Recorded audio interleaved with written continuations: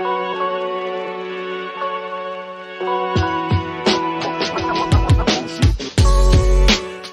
nombre es Julián Reyardo, soy Project Manager de lo que es la parte deportiva de la escuela líder en negocios deportivos, European Sport Business School, con más de 10 años de trayectoria en el mundo del deporte. Es una escuela de negocios que nace desde la industria del deporte, buscando potenciarla y así lograr profesionalizar desde dentro la industria. Para ello trabaja con tecnología, busca globalidad y ayuda así al desarrollo social y humano de las distintas personas que deciden formarse con nosotros.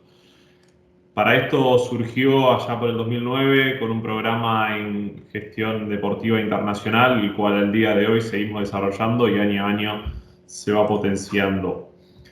Decidimos unirnos con el Real Sporting de Gijón y trabajar junto a Mareo Lab, ya que tienen un proyecto que surge para desarrollar un ecosistema de innovación y desarrollo en lo que es la Escuela de Fútbol de Mareo. El objetivo principal de esto es fomentar el intercambio de innovación que se genera, desarrollando así programas de cooperación que trabajan con los factores claves del ecosistema buscando atraer talento. Integra distintas áreas como son el alto rendimiento, la metodología, la medicina deportiva, la nutrición, la marca y la comunicación.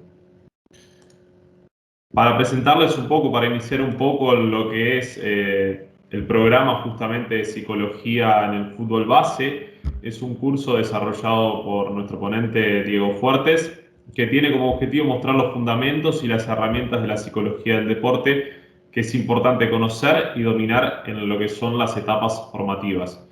Puede ser aplicado a cualquier disciplina deportiva, tanto individual como colectiva, y de forma específica va a dar a conocer aquellos elementos pedagógicos, psicológicos, que son de utilidad en el mundo del fútbol. Pasando un poco a Diego, que es nuestro ponente y nuestro profesor en este curso de psicología en el fútbol base, comentarles que es colegiado en psicología desde el año 2017, es la cuarta temporada que se encuentra trabajando en la fundación. Además es coordinador del Centro de Formación Mareo Lab, con quien trabajamos en conjunto. Cuenta con un máster en Psicología del Deporte por la UNED, en donde obtuvo el premio Isabel Blanco al contar con el mejor trabajo en este máster.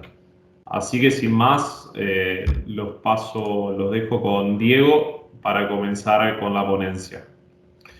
Diego, comenzando un poco con la ponencia, consultarte por la primera pregunta.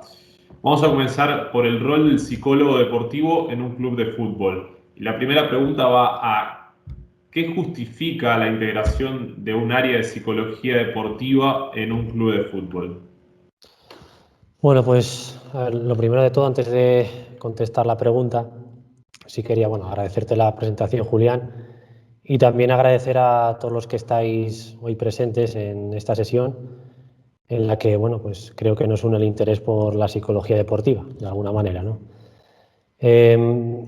Sí, como reflexión inicial, pues indicar que Mareo siempre ha sido un lugar en el que esta disciplina ha tenido un papel pues muy importante en lo que es la formación de los futbolistas jóvenes y, como no podía ser de otra manera, tenía que integrarse esta disciplina en el centro de formación de esta fundación, ¿no?, del Sporting de Gijón. Y como ha dicho Julián, el objetivo de esta mesa redonda es que sea muy interactiva, en la que os podamos responder aquellas cuestiones e inquietudes que tengáis. Entonces, pues animaros a que vayáis integrando en el chat pues aquellas preguntas que tengáis. Y en relación a la primera pregunta que me hace Julián, yo creo que la psicología deportiva, no sé si estaremos todos de acuerdo, es la gran aliada, yo creo, en el proceso madurativo de la formación de un jugador. Me parece que, como frase inicial, yo creo que es importante. Yo creo que debe acompañar la psicología deportiva al futbolista durante todo su camino formativo. Insisto que yo creo que es la principal aliada. La psicología deportiva yo creo que la debemos entender como un entrenamiento más para los deportistas. Y como todo entrenamiento, yo creo que hay que tener un propósito a largo plazo. La inmediatez, como en todo, yo creo que juega en nuestra contra. La visión a largo plazo en un entrenamiento psicológico, en un área de psicología, en un club, en una escuela, yo creo que debe ser lo predominante. ¿Por qué? Porque yo, vamos, mi opinión, y yo creo que si aquí nos acompañan psicólogos dirán lo mismo, la psicología, sobre todo la psicología deportiva, es eficaz en la prevención, es decir, anticiparnos al problema antes de que aparezca. ¿Por qué? Porque cuando aparece un problema psicológico, abordarlo, por supuesto que se puede abordar, se puede intervenir, pero la complejidad aumenta. Lo que busca la psicología deportiva dentro de un departamento o simplemente un psicólogo deportivo que trabaje en un club o en una entidad deportiva, su objetivo principal debe ser esa prevención, anticiparse a los problemas que a lo mejor el deporte, incluso en etapas formativas, no solo en etapa profesional, anticiparse a los problemas que se pueden ir dando. Yo creo que es uno de los objetivos principales del psicólogo y de un área de psicología deportiva. Yo creo que ese entrenamiento psicológico lo que debe buscar es dotar al jugador y a su entorno, esto es muy importante, al entorno del futbolista, del deportista, de una serie de habilidades que le capaciten para afrontar mejor ese camino que debe recorrer en su vida deportiva. Porque en ese camino se va a encontrar dificultades, se va a encontrar complicaciones, se va a encontrar situaciones complejas a las que tiene que hacer frente. Y las tiene que hacer frente con capacidades, fortalezas, habilidades que le permitan afrontar eso con éxito. E insisto, como dije al principio, para ello la psicología deportiva creo que es la gran aliada. Perfecto, Diego. Teniendo en cuenta lo que comentabas, imaginando que también hay preparadores físicos, entrenadores que nos acompañan hoy, ¿con qué agentes debe desarrollar este trabajo un psicólogo deportivo dentro de un club de fútbol? Bueno, a ver, en psicología deportiva hablamos de dos líneas de acción principales.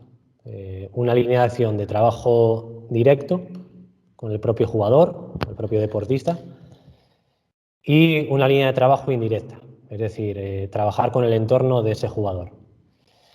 ¿Qué ocurre? En el caso de los niños, cuando son muy pequeños, e incluso en etapas formativas posteriores, el trabajo de un psicólogo deportivo va a ir principalmente enfocado en esa vía de intervención indirecta. ¿Por qué? Porque es ese entorno más inmediato y de mayor influencia de ese niño, que van a ser padres y entrenadores, los que van a tener un efecto directo y muy notable sobre la conducta, el bienestar psicológico de ese jugador en el contexto deportivo. Entonces, un psicólogo deportivo, cuando trabaja en edades tempranas, gran parte de su trabajo va a ir enfocado en esa vía indirecta. ¿Qué ocurre? ¿Qué ocurre cuando un jugador se va haciendo mayor y va cumpliendo etapas y demás? Que sigue siendo muy importante el contexto. Es más, el contexto se va a ampliar, es decir, va a haber más agentes de influencia que ejerzan una influencia sobre ese jugador. Y es ahí donde el psicólogo deportivo también tiene que ver, tiene que evaluar la situación y ver si es interesante incluso intervenir en ese entorno que rodea al jugador, que rodea al deportista, porque están ejerciendo también una influencia. Y entraría también ahí, se denominaría también, un trabajo por la vía indirecta. ¿Cuál sería, yo creo que, la conclusión a esta pregunta?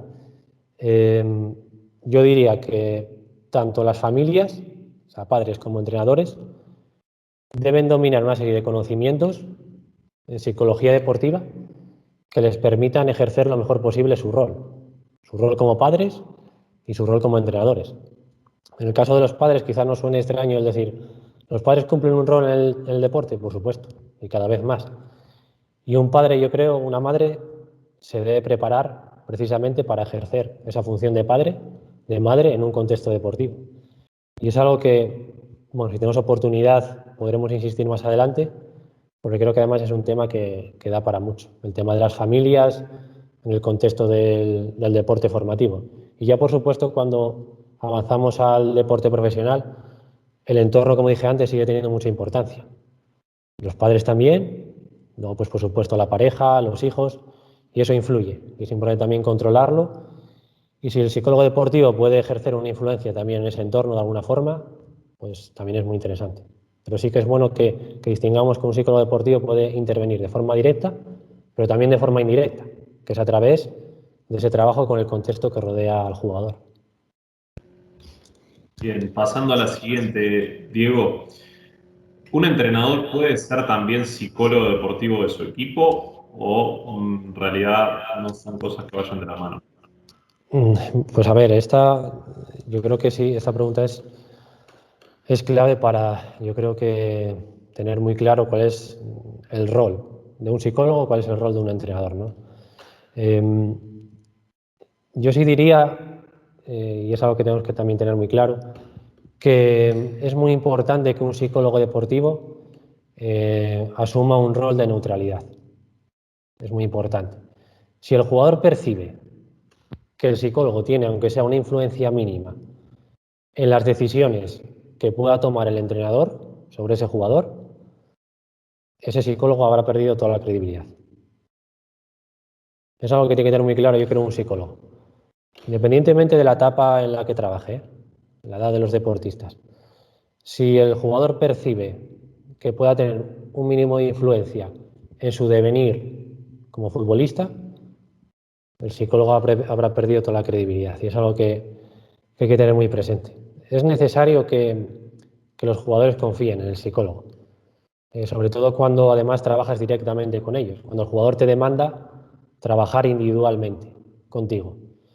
Claro, esa relación psicólogo-jugador exige que sea una relación de confianza, que sea una relación con discreción, que sea una relación de confidencialidad. Claro, como resultado obvio, yo creo que la relación del jugador con el entrenador difiere bastante de la relación que debe establecerse entre un jugador y un psicólogo. Se diferencia, ¿no? Claro, esto no quiere decir que un entrenador no deba poseer conocimientos sobre psicología deportiva. Debe tenerlos. Es necesario. Un entrenador preparado tiene conocimientos sobre psicología deportiva y los aplica en la gestión diaria de su grupo, en el día a día. Pero eso difiere mucho de ser psicólogo, de ser entrenador psicólogo, no tiene nada que ver. Yo creo que aquí es importante también que no confundamos, porque a lo mejor con lo que he dicho da lugar a confusión. Un psicólogo deportivo, y yo creo que es una reflexión también, sobre todo para psicólogos, no debe aspirar o no debe ser un periodista que quiera saberlo todo del jugador o del deportista. El psicólogo deportivo no debe aspirar a saber más allá de lo que el jugador esté dispuesto a compartir con él. Eso es importante. Y con esa información le debe ser suficiente para poder ayudar al jugador. Yo creo que es una reflexión también que creo que es bueno dejar aquí, ¿no? Porque si hay algo que debe tener claro el jugador es que el psicólogo deportivo está para ayudarle cuando lo necesite. Eso va a ser muy importante. Y acompañarle en todo el proceso de su vida deportiva. Eso es imprescindible.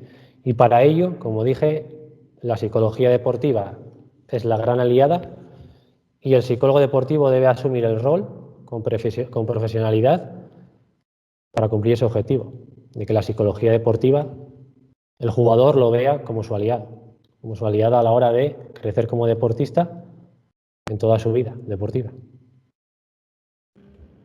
Bien, a partir de la pregunta anterior, Diego, surge la duda, ¿crees que todo club deportivo debería entonces tener su propio área de psicología deportiva? Pues a ver, mira, voy a ser, yo creo que muy claro, yo creo que es bueno ser claro, y yo creo que hoy en día todo club que quiera desarrollar una metodología de trabajo completa, ajustada a los tiempos de hoy en día, y conseguir que sus deportistas, que sus jugadores tengan una formación global e integral, debe comprender que resulta imprescindible tener un área de psicología deportiva. Ese área de psicología puede estar formado por 1, 2, 3, 5, 10 psicólogos. Cada club pues, podrá tener los recursos que pueda para invertir en ese área, pero sí es importante que tenga esa figura de psicólogo deportivo. Y sobre todo muy importante un área o un profesional que sea un psicólogo deportivo. Es decir, el psicólogo deportivo es el profesional certificado y titulado para desarrollar esa función con los deportistas. Es decir, es el profesional capacitado para trabajar ese aspecto mental con los deportistas. Yo creo que también es algo que tenemos que tener claro. Además, yo uniría aquí un tema que es importante, que es que, a ver, yo creo que aquí además los técnicos seguramente pues sepan más que yo, pues seguro que esta reflexión les parecerá interesante, ¿no? Yo creo que la metodología que hoy en día se aplica en todos los deportes, no solo en el fútbol, que es lo que me toca más de cerca, yo creo que entiende al futbolista como un todo, de forma completa, de forma integral. Yo creo que es muy difícil durante el juego, durante un partido, separar lo que es la parte psicológica, la parte técnica, la parte táctica, la parte física. En el juego, en un partido, en las acciones que se dan, se une todo. Se une todo. Es muy difícil separarlo por partes, ¿no?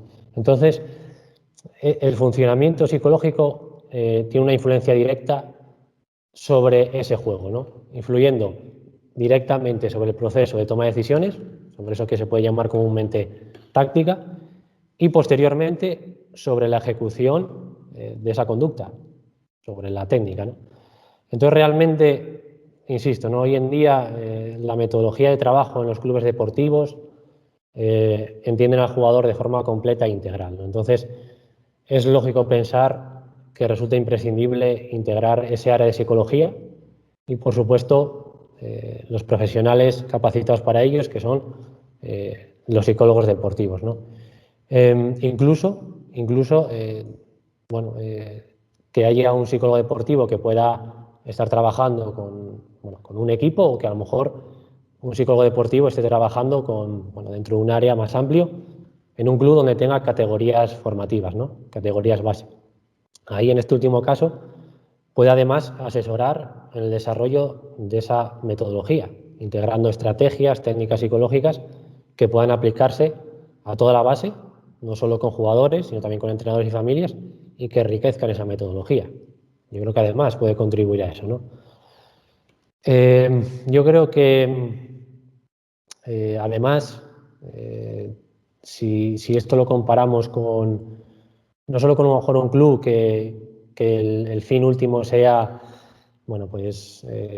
simplemente formar jugadores, que tengan una actividad de ocio saludable, una actividad estructurada, sino que sean clubes que a lo mejor su objetivo final a largo plazo sea obtener jugadores para alto rendimiento, para la etapa profesional. Incluso aquí, el psicólogo deportivo también debería tener un papel protagonista, sin duda.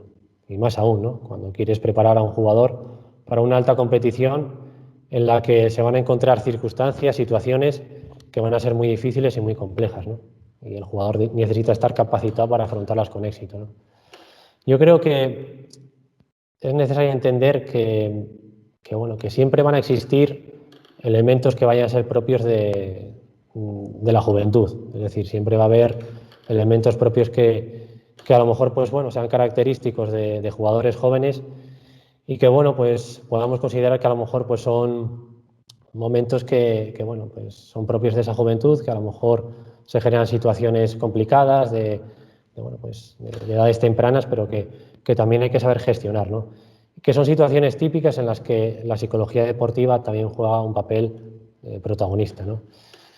¿Qué ocurre muchas veces, ¿no? Y yo creo que también nos sirve como reflexión. ¿Qué ocurre a veces con deportistas promesa, ¿no? Deportistas promesa que a lo mejor destacan mucho en edades tempranas, pero que a lo mejor llegan cuando el elemento en el punto clave de poder promocionar a etapa profesional y fracasan, ¿no? ¿Qué está ocurriendo ahí, no? Es un jugador que a lo mejor le ha faltado algo para asentarse en esa etapa profesional. Había que hacer un trabajo psicológico para conseguir que cuando llegara estuviera mejor adaptado. Son cosas que un área de psicología también puede abordar, ¿no? ¿Qué ocurre aquí también? Yo creo que y nos servirá para comparar, ¿no?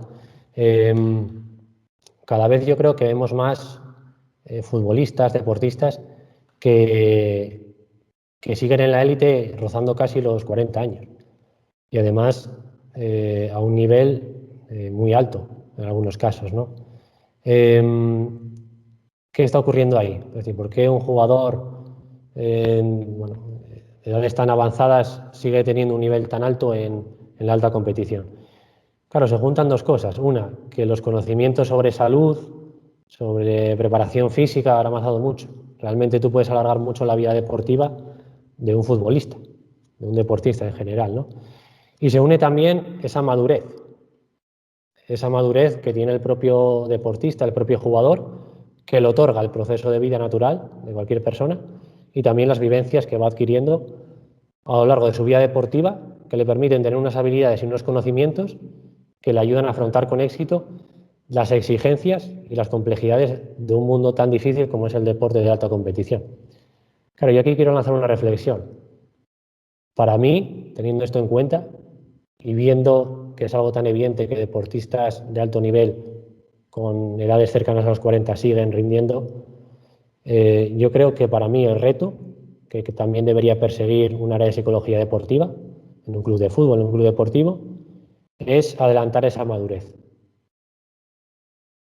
A mí me parece que si ahora mismo lo que estamos viendo, y es algo que es natural y es normal, vemos que ese deportista, ese jugador que rinde en la alta competición con esa madurez, que vemos que es tan necesaria, yo creo que la psicología deportiva debe trabajar también en esa dirección, en adelantar ese proceso madurativo con el fin de que el jugador que pueda destacar, que pueda tener ambición de llegar a la etapa profesional, a la alta competición, llegue con ese proceso madurativo incluso adelantado, ¿no? Psicológicamente. Imaginaos lo que podemos conseguir si integramos un entrenamiento psicológico desde que un niño entra en un club deportivo. Imaginaos el recorrido de todos esos años hasta que con 17, 18, 20 años llega a la alta competición, ¿no? Sin duda va a llegar mucho más preparado y capacitado a la alta competición si durante esos 10, 15 años ha recibido un entrenamiento psicológico, así no lo ha recibido, ¿no? Bien, Diego. Pablo nos pregunta, primero que nada, buenas tardes, Pablo, gracias por tu pregunta. ¿Sería un psicólogo femenino para niñas y un masculino para hombres, para niños? ¿Y a partir de qué edad se recomienda contar con un psicólogo deportivo? Bueno, a ver, realmente, bueno, pues no debería haber una distinción entre deporte masculino o femenino para que, bueno, pues que sea un psicólogo o una psicóloga la que asuma esa función. Realmente, bueno, lo importante es que el psicólogo deportivo sea un buen profesional, posea conocimientos, esté perfectamente pues, cualificado y titulado para ejercer esa profesión. Yo creo que eso es lo más importante, con independencia de que bueno, pues sea deporte masculino o femenino, ¿no? Realmente puede haber o puede existir seguramente pues, más afinidad, a lo mejor un grupo deportivo de mujeres, que a lo mejor pues, puedan tener más afinidad con una psicóloga, con un psicólogo, pero bueno, ahí entramos más en temas personales que realmente pues, bueno, no tienen bueno, pues, más importancia a la hora de contestar esta pregunta, porque bueno, no tendría por qué haber diferencias, ¿no? Lo importante es que el psicólogo sea un buen profesional y ejerza bien esa función. Y la segunda pregunta era en relación a A la edad, edades ¿a tempranas. partir de qué edad se requiere un psicólogo deportivo? Pues, a ver, yo aquí realmente, pues, insisto, el psicólogo deportivo podría trabajar bueno, desde cualquier edad, ¿no?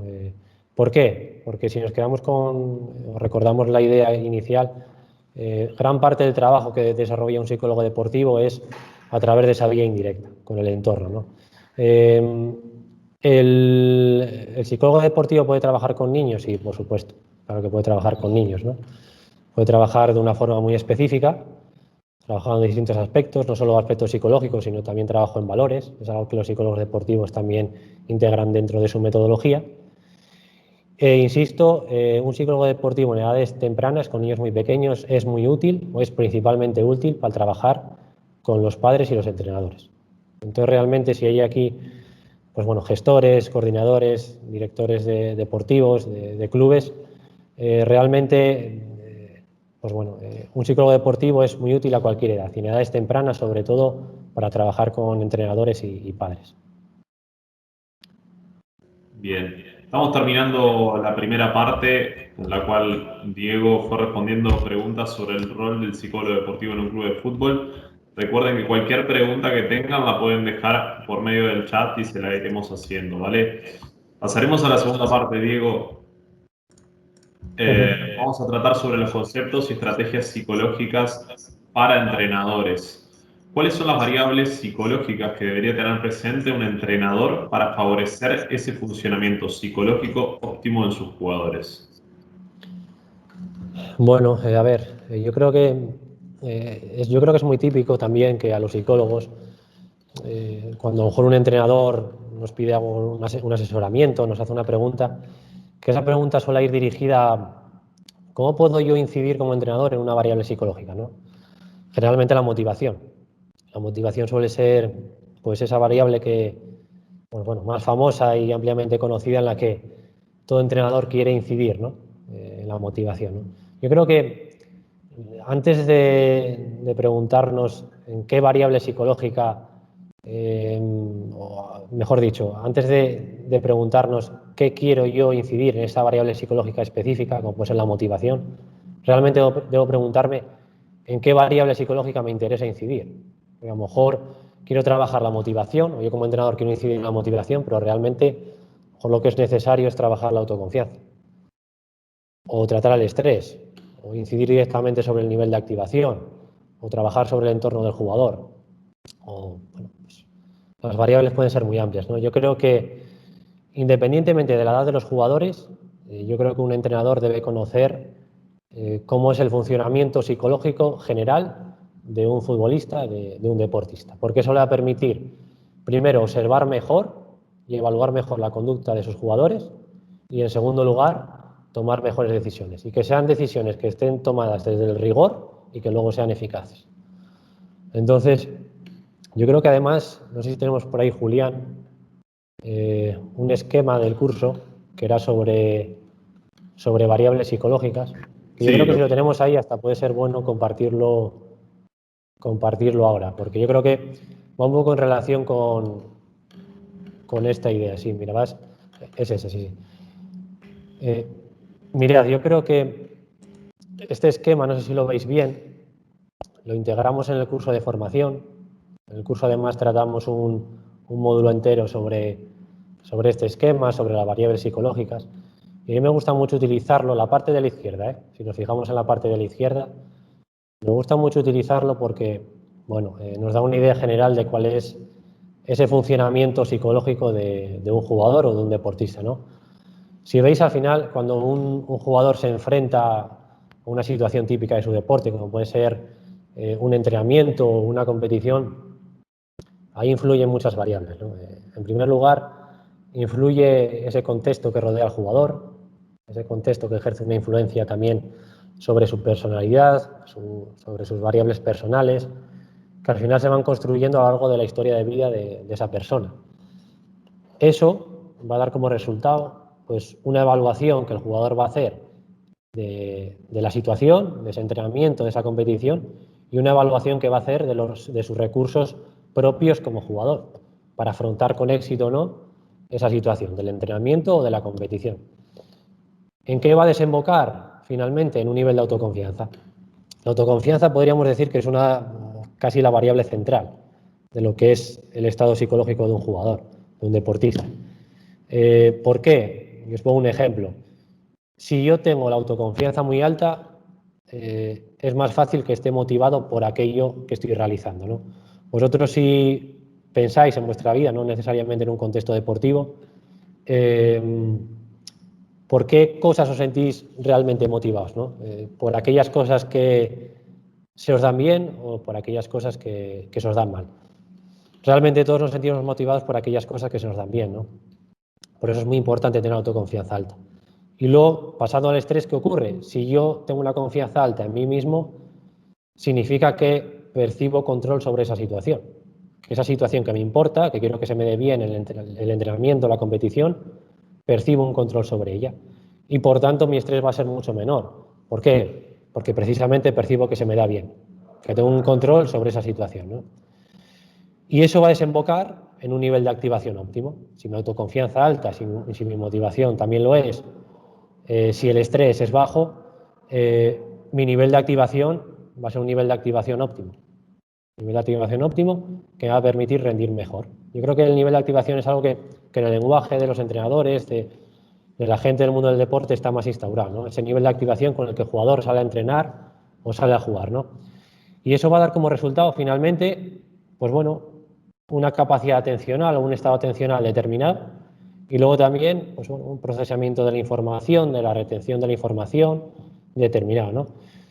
¿Qué ocurre si mi nivel de activación es excesivamente bajo? Mi atención también va a ser deficitaria porque se va a dispersar mucho. Si mi nivel de activación es muy alto, se va a estrechar demasiado. Por tanto, el nivel de activación suele coincidir más o menos con niveles intermedios, ¿no? Más o menos. Depende de la tarea, porque claro, no es lo mismo un deporte, como puede ser el ajedrez, como un deporte como la halterofilia, el fútbol, el balonmano, que tiene distintas fases de ataque y defensa. El nivel de activación es distinto, pero generalmente se va a encontrar, por ejemplo, en el fútbol, en niveles más o menos intermedios. Ahora bien, cada jugador tiene su nivel de activación propio, individual, y bueno, pues no necesariamente en todos los deportistas tiene que coincidir, ¿no? ¿Eso dónde va a repercutir? En el proceso de toma de decisiones, en la táctica. Además, eso es muy evidente en el campo, se ve en un futbolista, ¿no? Cuando las cosas fluyen, cuando se ve que el jugador está bien, está rápido, las cosas salen de forma ligera, fluye, ¿no? Y finalmente, ¿dónde va a repercutir? En la técnica, en la ejecución de esa conducta, ¿no?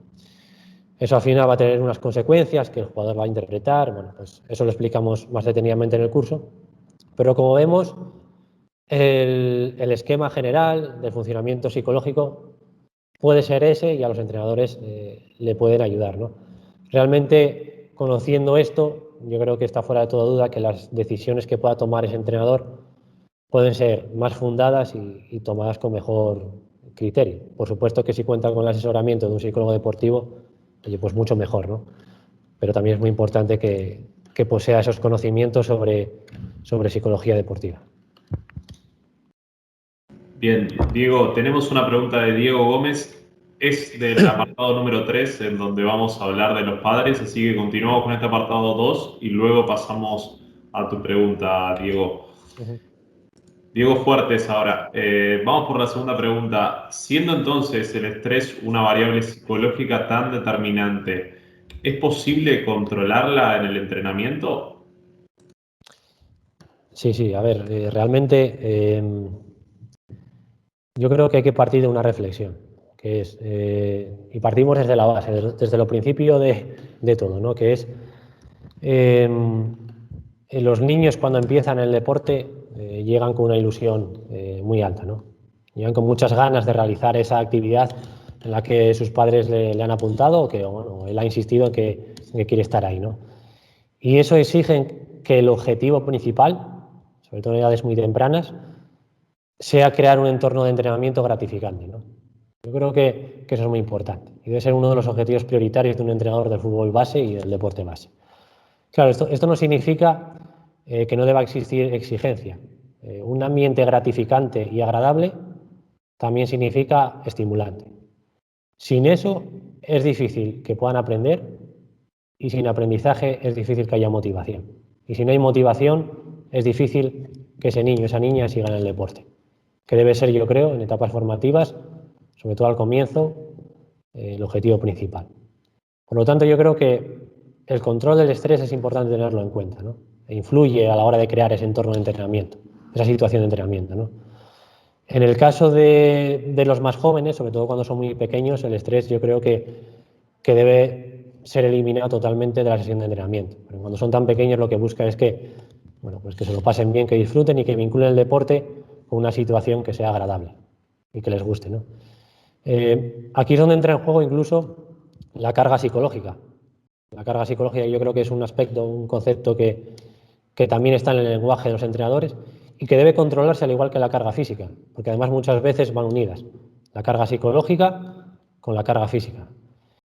La carga psicológica bien estructurada, bien medida, bien distribuida a lo largo del año, ¿en qué va a contribuir? Pues sobre todo en que puedan soportar mejor la exigencia de los entrenamientos. A medida que avanzan en edad, la exigencia de los entrenamientos aumenta mucho.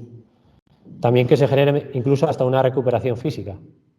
La carga psicológica bien estructurada contribuye a una mejor recuperación física. Que lleguen en mejores condiciones al partido. El otro día teníamos la ponencia de Jorge, entrenador de porteros del primer equipo, y hablaba de eso. Es decir, al final el objetivo principal de una metodología de entrenamiento en un equipo profesional es que los jugadores lleguen a las mejores condiciones al partido. Y ahí la carga psicológica juega un papel muy importante.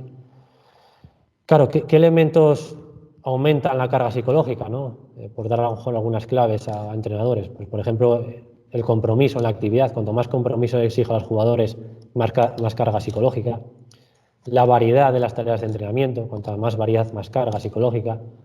La complejidad, la novedad, la exigencia atencional de las tareas, las situaciones de competición aumentan también la carga psicológica y también, por supuesto, la conducta del entrenador. Cuando un entrenador está muy encima de sus jugadores, es muy intenso, eso aumenta la carga psicológica.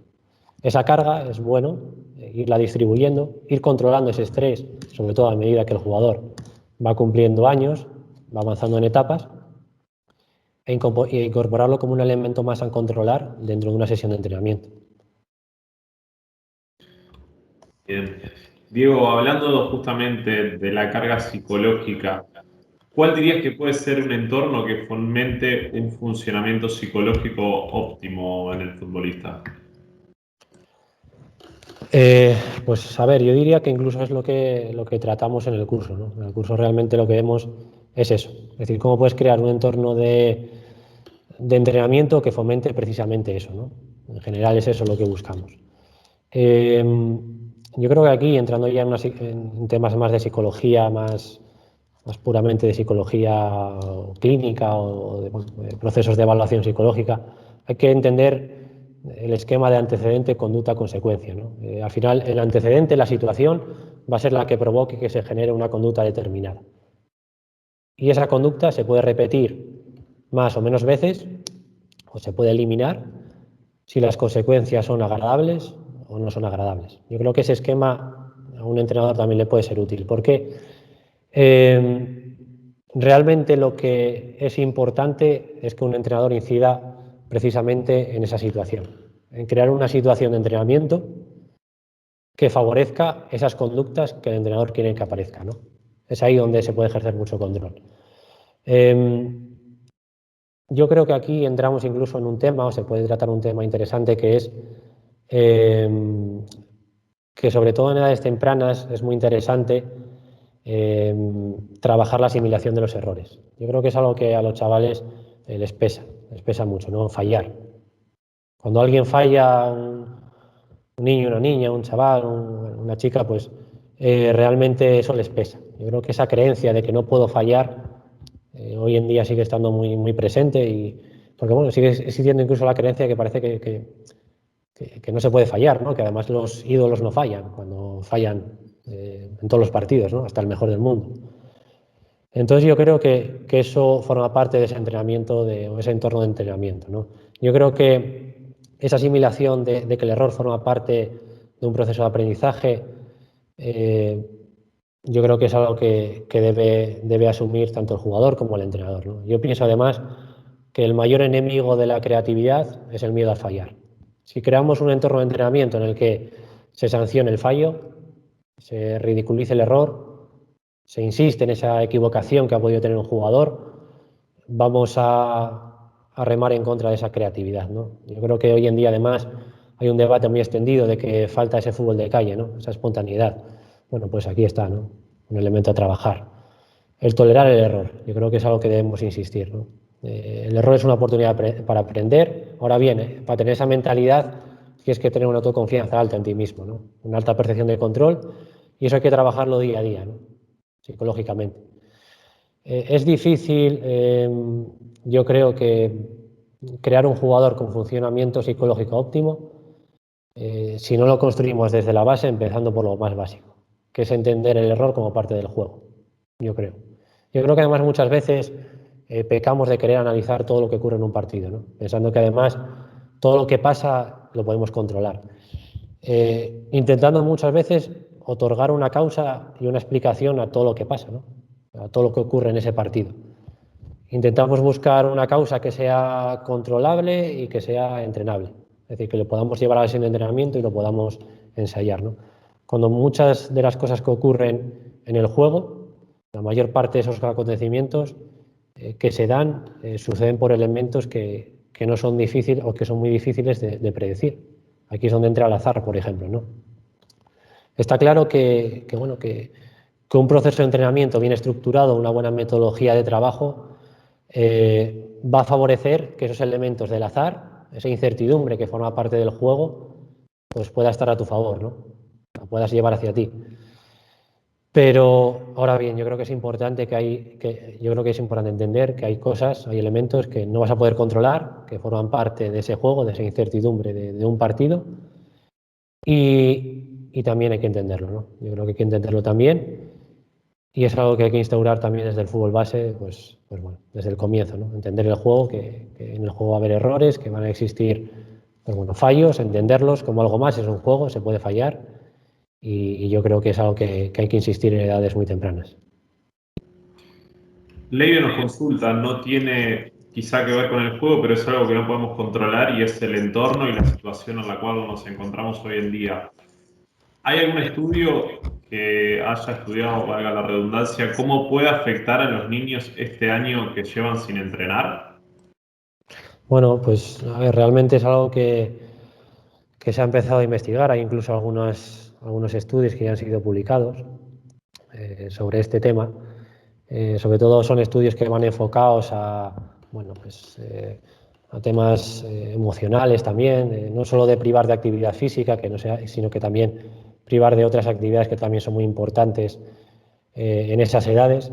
Pero bueno, sigue siendo, yo creo que un campo de investigación que, bueno, que como es lógico está aún por explorar, ¿no? Porque al final yo creo que esta situación incluso se puede alargar más en el tiempo.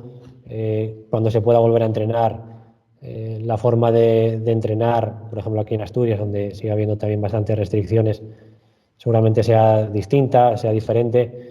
Y para los niños en edades tan tempranas bueno, ellos tienen buena capacidad de adaptación, pero sí es cierto que no deja de ser una situación complicada. Si no es para nosotros, para ellos lo es más.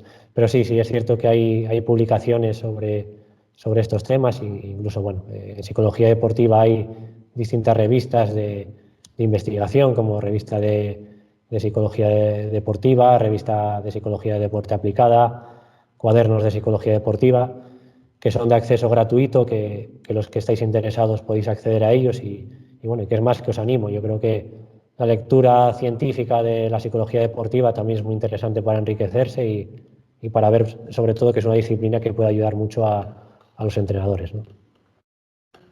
Bien. Pasando al tema número 3, Diego, vamos a tratar el papel de los padres en el deporte formativo. Te voy a hacer la primera pregunta y la voy a conectar con la de Diego. Los padres juegan un papel importante en la preparación psicológica de jugadores y Diego nos consultaba justamente cómo puede afectar psicológicamente a un niño que el padre le grite a los árbitros o insulte a los rivales.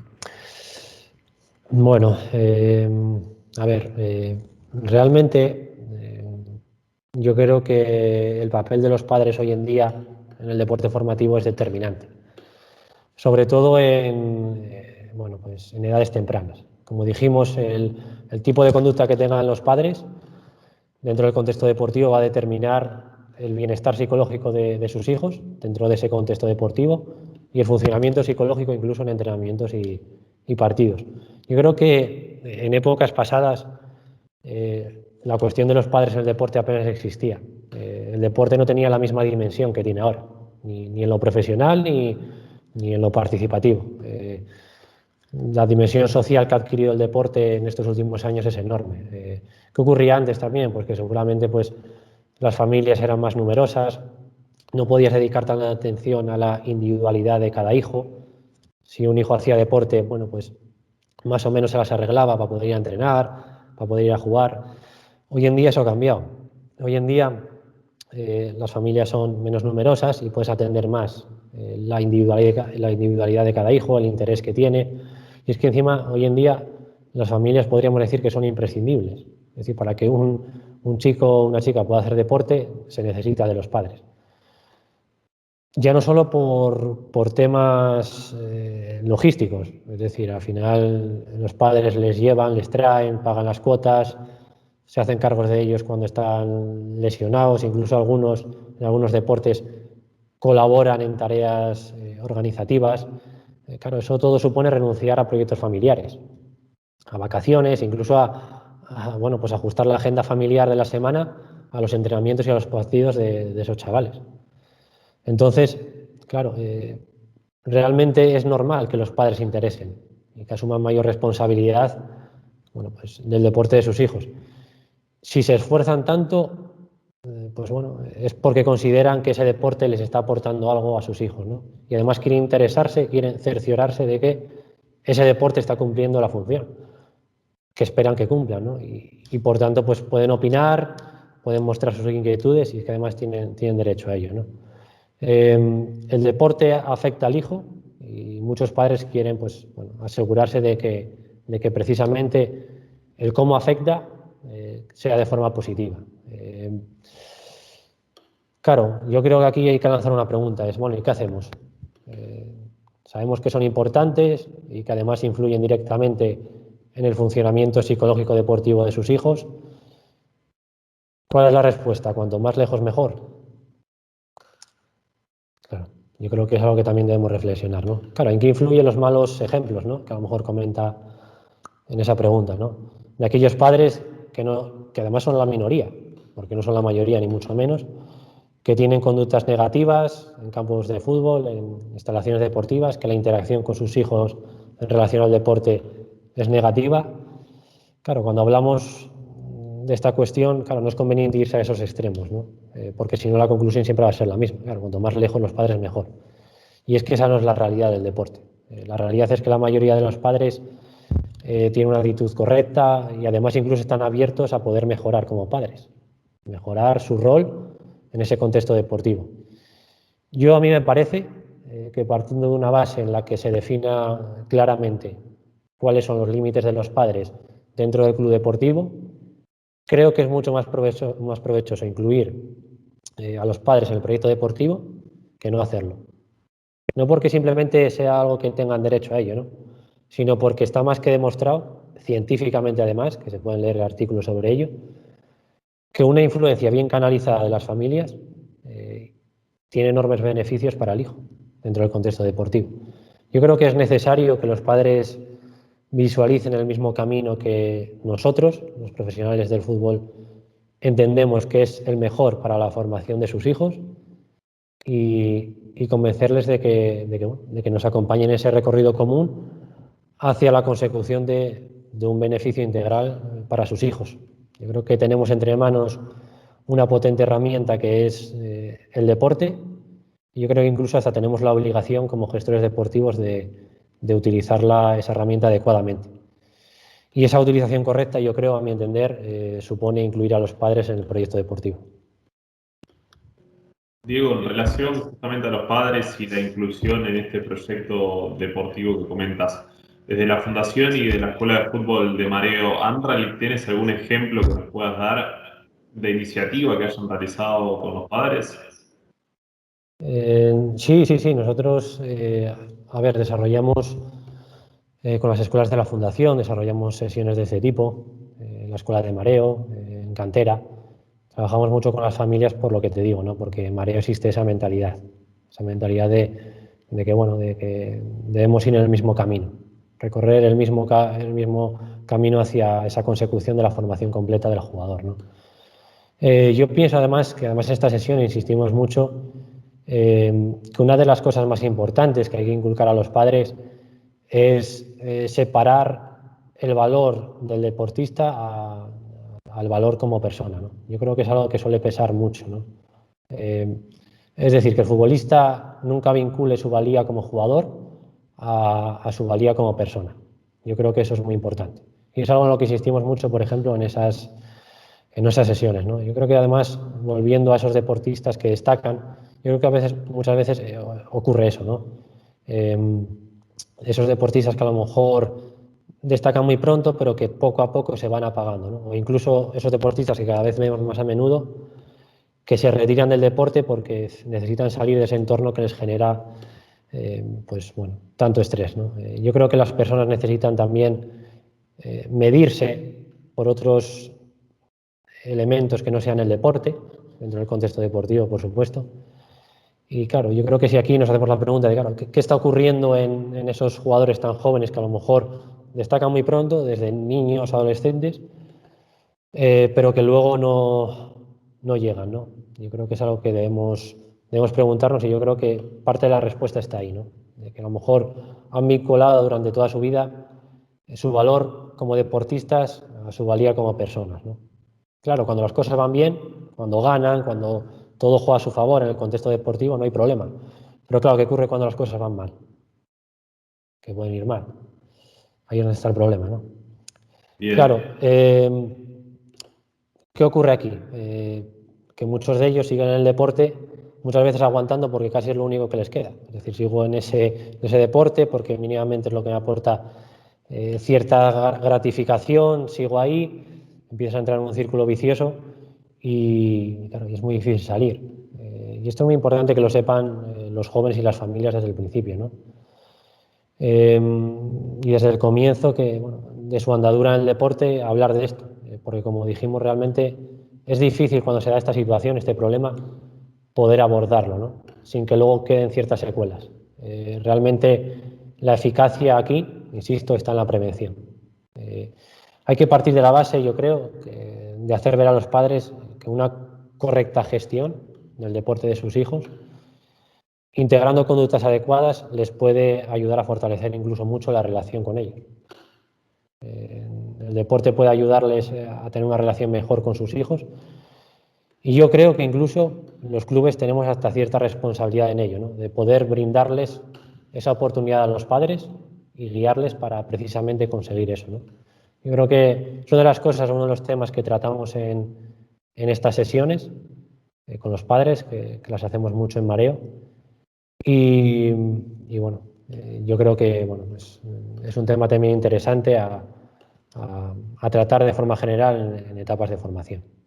Yo aquí además incluso diría o lanzaría también una reflexión de a lo mejor qué otros temas son interesantes tratar en sesiones de trabajo, de psicología deportiva, o qué es importante de cara a tolerar también esa incertidumbre que se puede dar en el deporte ya en etapas profesionales, ¿no? Yo sigo insistiendo aquí que hay que tener una visión a largo plazo, ¿no? Y esa visión a largo plazo supone tener como objetivo obtener la maduración del jugador. Volvemos a eso otra vez, ¿no? A ese proceso madurativo. Y eso yo creo que implica endurecerse. El deporte a veces pues bueno, te pone en situaciones complicadas que pueden hacerte vulnerable, a lo que se pueden unir cosas que ocurran pues bueno, en tu vida privada, en tu contexto fuera del deporte. Claro, ¿qué podemos hacer de forma más concreta, ¿no? para facilitar ese proceso de maduración, ¿no? Aparte de trabajar con el contexto, con padres, etcétera, ¿no? Yo creo que es muy importante insistir en desarrollar una motivación que esté centrada en superarse a uno mismo como futbolista y en confiar precisamente en eso que depende de ti, en ese proceso de entrenamiento, en eso que ves que está bajo tu control, ¿no? Yo creo que además eso va a permitir el que tú tengas un camino como futbolista para conseguir aquello que pretendes, puedas tener en lo que centrar tu atención de cara a conseguir tus ambiciones. Esto incluso además sirve a nivel personal, no necesariamente en el contexto deportivo, ¿no? También me ayudará a acercarme progresivamente a esa ambición personal que tengo a largo plazo. Y muy importante aquí yo diría, ¿no? Que es superar los malos momentos como persona dentro del contexto deportivo o fuera de él, ¿no? ¿Por qué? Bueno, porque tendré algo en lo que apoyarme, algo en lo que confiar, ¿no? Y entenderé que los malos momentos existen, que se van a dar sí o sí, pero no tendré miedo a ellos, ¿no? Y creo que es lo que ocurre muchas veces, ¿no? Ese miedo a las situaciones negativas que se puedan dar en el contexto deportivo o en la vida. Los malos momentos se van a dar, eso yo creo que tenemos que estar todos seguros, ¿no? Ahora bien, claro, no es lo mismo afrontarlos teniendo fortalezas que siendo vulnerable. Claro. De esta manera, ¿qué ocurre? Pues bueno, no tendré miedo a que pasen esos malos momentos, ¿no? ¿Por qué? Bueno, porque sé o confiaré en que los podré hacer frente, ¿no? Con esas fortalezas que tengo. Claro, aquí yo creo que entra en juego además un tema que pues da para mucho y también lo incluimos en el curso, que es la dependencia al resultado, ¿no? Una mentalidad muy resultadista en etapas formativas. Si hacemos que un jugador se evalúe a través de los resultados que consigue, peligro, peligro. Si solo se evalúa a través de eso, ¿no? Claro, volvemos a lo mismo. Si consigo un buen resultado, si todo va bien, si ganamos, perfecto. Pero ¿y si no? ¿Qué ocurre en la derrota, no? Yo creo que si formamos a un jugador dependiente de un resultado, estamos construyendo a un futbolista vulnerable. Yo creo que es algo que debemos tener en cuenta. Creo que es una de las cosas más importantes en el crecimiento de un deportista y también a nivel personal, el confiar en aquello que depende de ti, en lo que está bajo tu control, en tus objetivos, en tu camino, en tu recorrido que te has planteado para conseguir esa ambición personal. Y yo creo que hay que tener esa visión amplia de lo que queremos conseguir dentro del contexto formativo del deporte.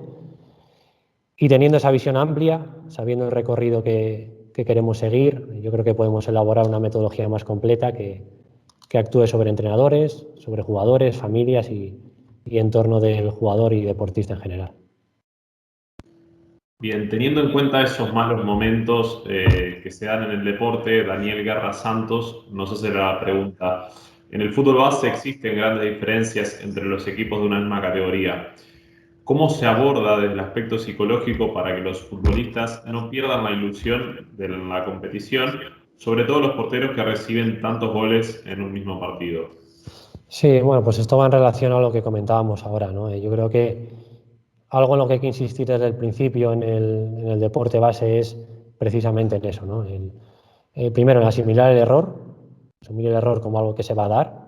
Yo creo que además Sariego lo comentaba en la ponencia de porteros, hablaba sobre el error, la importancia de entender el error como algo que forma parte de la formación. Yo creo que eso es necesario. Y sobre todo el desarrollar una motivación que técnicamente en psicología se denomina motivación intrínseca o también motivación centrada en la tarea, también lo tratamos en el curso, que son motivaciones que centran la atención precisamente en aquello que depende de uno mismo, en centrar la atención en superarte a ti mismo, en tener objetivos de realización que se llama, que sean conductas que dependan de ti y que puedas ir consiguiendo a lo largo de las sesiones de entrenamiento. Yo creo que es algo en lo que hay que insistir, ¿no? Y evaluar, muy importante, el rendimiento, no en base a un resultado, sino en base a la consecución de esos objetivos formativos, ¿no? Y, por supuesto, acompañar esa evaluación con datos objetivos, ¿no? Yo creo que además es una de las asignaturas pendientes muchas veces en el entrenamiento deportivo, ¿no? La evaluación. Evaluar el progreso de un jugador, de un deportista, porque a través de ese feedback del progreso, de lo que va consiguiendo, es más sencillo que pueda fortalecer su confianza, su percepción de control y sobre todo que sea menos dependiente al resultado. Y es ahí donde entra en juego también ese fortalecimiento a que, bueno, pues puedan llegar los fallos, los malos momentos, pero tú sabes que tú estás haciendo un proceso de entrenamiento en el que confías, que está bien estructurado, que además está bien medido, que te está haciendo ver que vas progresando. Y yo creo que realmente es el proceso adecuado en etapas de formación para mitigar el efecto que siempre lo va a tener del fallo o de la derrota. Bien, muchos de los temas tratados el día de hoy, Diego, imagino los tratas tú en el curso de psicología en el fútbol base. ¿Nos podrías explicar un poco más para cerrar cuáles son las aportaciones que podría generar el realizar el curso? Sí, bueno, Yo realmente lo que perseguía con el curso de formación es precisamente el que el entrenador o la persona, independientemente del rol que ocupe en el contexto deportivo, en el club donde se encuentre, pueda tener un material de apoyo en el que, bueno, al que poder consultar cuando lo necesite, ¿no? Yo creo que eso es importante. Un material a través del cual pueda adquirir esos conocimientos que les pueden ser muy útiles de cara a luego a ejercer su rol dentro de ese deporte, que puede ser entrenador, coordinador, directivo, bueno, el rol que desempeñe.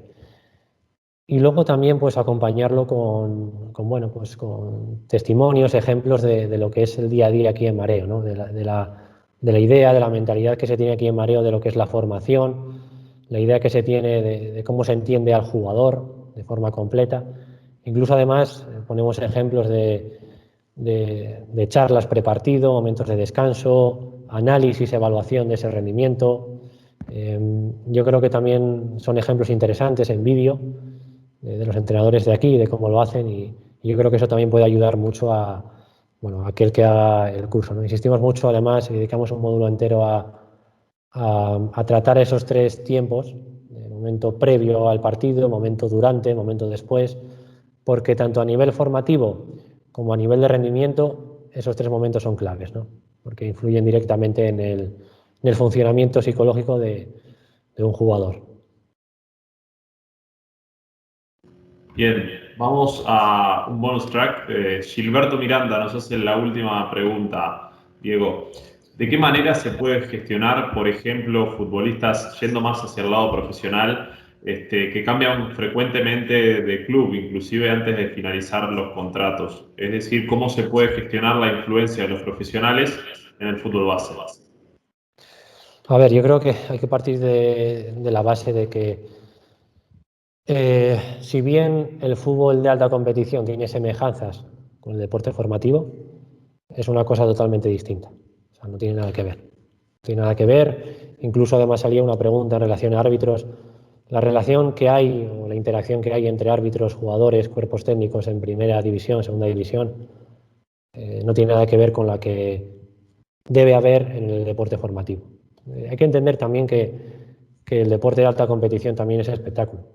También es un show que hay que vender y que, bueno, pues ahí influyen otras conductas que también son interesantes de que se produzcan porque generan contenidos, generan imágenes que son muy útiles de cara a las televisiones, ¿no?